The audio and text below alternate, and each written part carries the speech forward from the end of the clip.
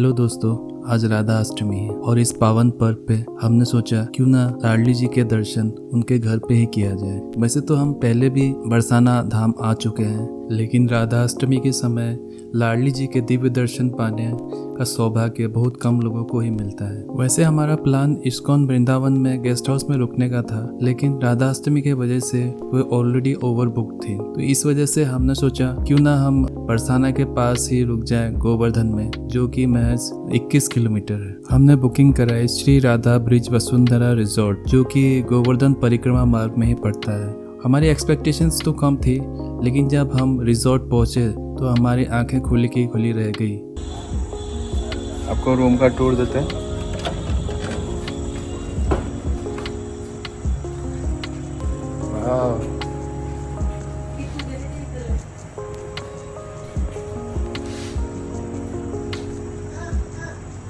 ये सामान रख दिया हमारे यहाँ पे।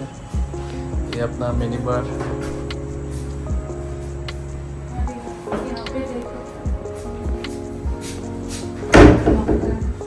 यहाँ पे लॉकर भी दिया है सामान रखने के लिए।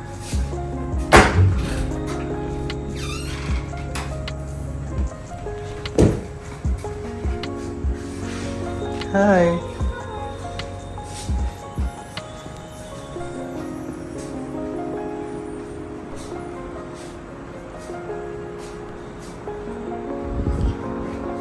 अच्छा खासा टीवी भी दिया है।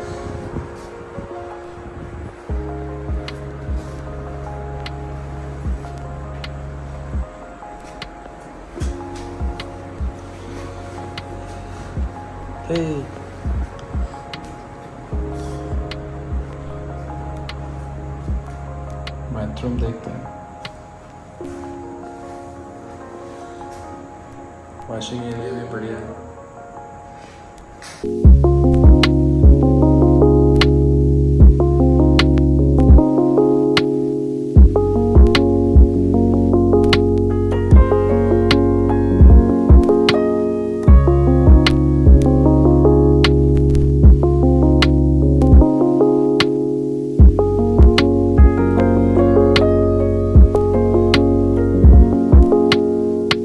गाइस, हम लोग पहुंच गए रिजॉर्ट, जो गोवर्धन में है। घर से निकलते ऑलरेडी बहुत लेट हो गया था। यहाँ पहुँचते ऑलरेडी शाम हो गई, 6:30 बज गए। तो अभी और कोई घूमने का प्लान नहीं है, ऑलरेडी बहुत थक चुके हैं। सोचा थोड़ा रेस्ट करके अभी डिनर करते हैं थोड़ा, फिर बाकी का प्लानिंग कल सुबह करेंगे। अगले दिन सुबह होते ही हम निकल पड़े बरसाना धाम की। जिस जगह राधा रानी सिर्फ कृपा बरसाती है, उस जगह का नाम है बरसाना। वैसे राधा रानी ब्रह्म मुहूर्त में सुबह 4 बजे 1000 कमलों के बीच जमुना जी के ऊपर रावल में प्रकट हुई थी, और वृषभानु महाराज, जो कि उनके पिता थे, उन्होंने वहाँ से राधा रानी को बरसाना ले आए। पूरे बरसाना को राधाष्टमी के उपलक्ष्य में दुल्हन की तरह सजाया गया था।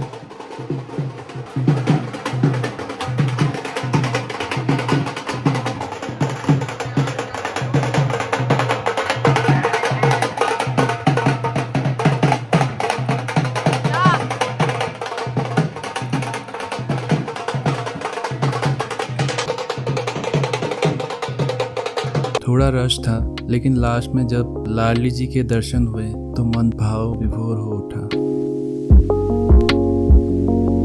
लाडली जी के दर्शन के बाद हम वापस गोवर्धन आ गए, और क्योंकि हम परिक्रमा मार्ग में ही रुके हुए थे, तो हमने सोचा क्यों ना गोवर्धन जी की परिक्रमा की जाए। पौराणिक कथाओं की माने तो एक बार कंस ने श्री कृष्ण की हत्या करने के लिए अरिष्टासुर नाम के राक्षस को भेजा, जो कि गाय के बछड़े के भेष में उन्हें मारने के लिए आया। श्री कृष्ण ने उन्हें पहचान लिया और उनका वध कर डाला। यह देखकर राधा रानी जी ने कहा कि अरे कृष्ण, तुम्हें तो गौ हत्या का पाप लगेगा। इसका प्रायश्चित करने के लिए तुम्हें विभिन्न पवित्र नदियों का स्नान करना पड़ेगा। ये सुनकर कृष्ण जी हंस दिए और उन्होंने अपनी बांसुरी से एक कुंड खोद डाला और विभिन्न पवित्र नदियों का आह्वान किया।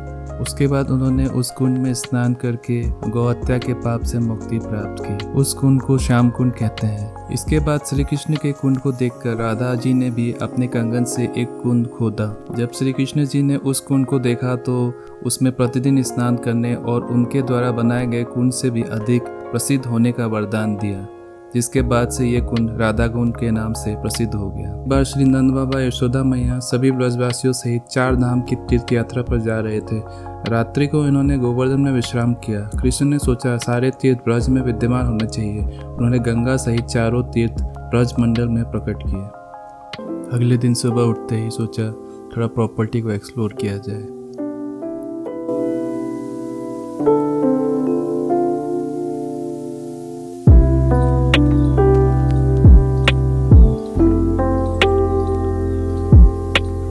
प्रॉपर्टी बहुत बड़ी है, कम से कम 20 एकड़ में फैली हुई है। यहाँ पर अलग अलग रेंज के कॉटेजेस हैं, 2 अलग अलग क्लस्टर्स में डिस्ट्रीब्यूटेड है। सभी क्लस्टर्स का नाम नदियों के नाम पर रखा गया है।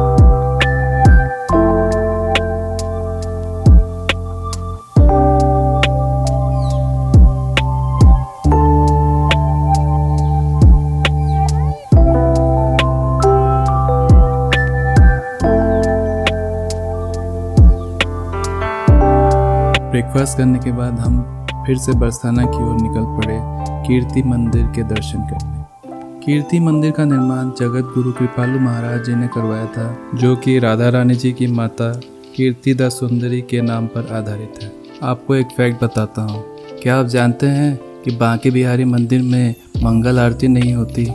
इसका कारण पता है आपको? इसका कारण यह है कि उस वक्त समस्त देवताओं के सहित श्री कृष्ण जी लाडली जी के दिव्य दर्शन के लिए लाइन में खड़े रहते हैं।